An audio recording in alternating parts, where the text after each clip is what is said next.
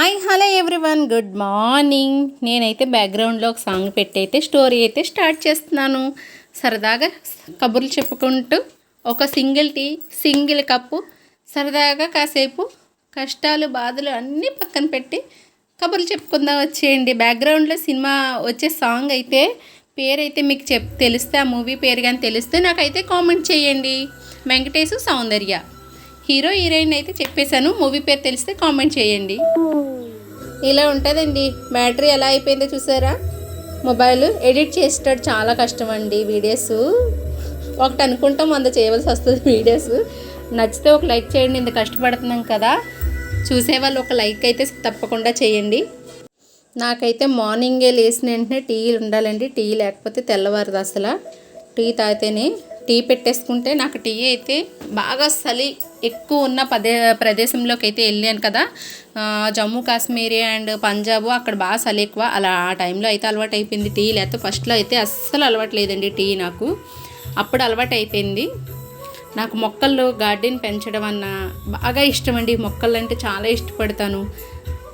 మొక్కలు, చేపలు, ఫిషెస్ అయితే అక్వేరియం 3 ఉన్నాయి మా ఇంట్లో. అయితే ఫిషెస్ అన్న, చిలకలు, రామచిలకలు, కుందేలు అన్నీ ఉండేవి. ప్రజెంట్ అయితే ఫిషెస్ 3 అక్వేరియంలు అయితే ఉన్నాయి. బాగా అట్లే చూస్తే మైండ్ అంతా ఫ్రీ అయిపోతుందండి. ఎటువంటి బాధలున్నా కాసేపు అయితే చూస్తుంటే అవి అలా తిరుగుతూ ఉంటే, చేపలు చూసినా, మొక్కలే మనం వేసాక అవి పువ్వులు వచ్చినా, మనం ఏదన్నా కాయగూరలు అన్నా ఏదన్నా నాటినా కానీ దాని నుంచి వచ్చే వస్తువు మనం తీసుకుంటే చాలా హ్యాపీ అనిపిస్తుంది. మనం ఎంతో ఫ్రెష్గా ఉన్నా 100 రూపాయలు ఎట్టుకున్న దానికంటే మనకి మనం వేసిన మొక్క నుంచి వచ్చే ఒక్కది ఫ్లవర్ అన్నా, ఒక్క కాయగూరలన్నా అది చూస్తుంటే నేనేదో సాధించానన్న ఫీలింగ్తో హ్యాపీనెస్ వస్తుందండి. నేను ఇది వేసాను, దాని నుంచి ఇది వచ్చిందన్న హ్యాపీనెస్ వస్తుంది. అలాగే ప్రతి ఒక్కరు చిన్నది చేసినా కానీ హ్యాపీ అనిపిస్తుందండి. అలాంటి వాళ్ళకైతే సపోర్ట్ చేయండి. చిన్న పని చేసిన చదివే పిల్లలకి వెనకాల, ప్లస్ జాబ్ చేసే వాళ్ళకి పెద్ద చిన్న చూడకూడదండి. జాబ్లోని వేరే విషయంలో దేని ఏరెన్సీ అయితే వేరు చేయకూడదండి. ఎవరికి స్తోమత ఉన్నట్టు వాళ్ళు సంపాదిస్తారు, దానికైతే సపోర్ట్ చేయాలి ఎవరికన్నా కూడా.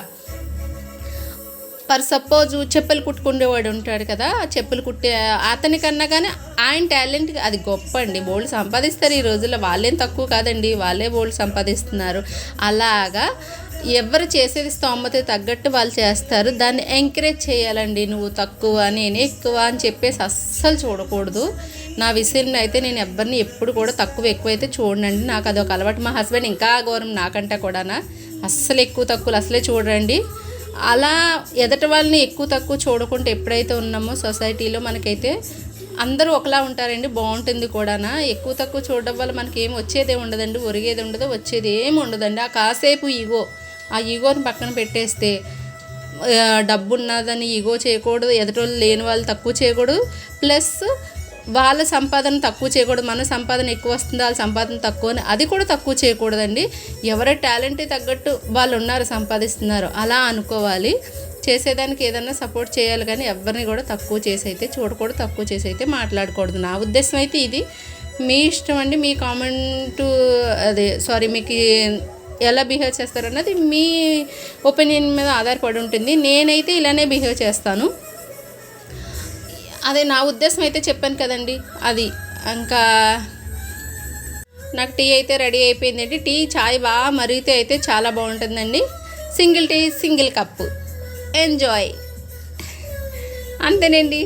అప్పుడప్పుడు టీ తాగేసి అలా కబుర్లు చెప్పుకుంటూ వెళ్తే, ఎప్పుడు వంటల వీడియోస్ వేరే ఒకటే కాదండి, కాసేపు కబుర్లు కూడా చెప్పుకుంటే బాగుంటుంది కదా. టైం లేని వాళ్ళు ఎప్పుడు చూడొద్దు.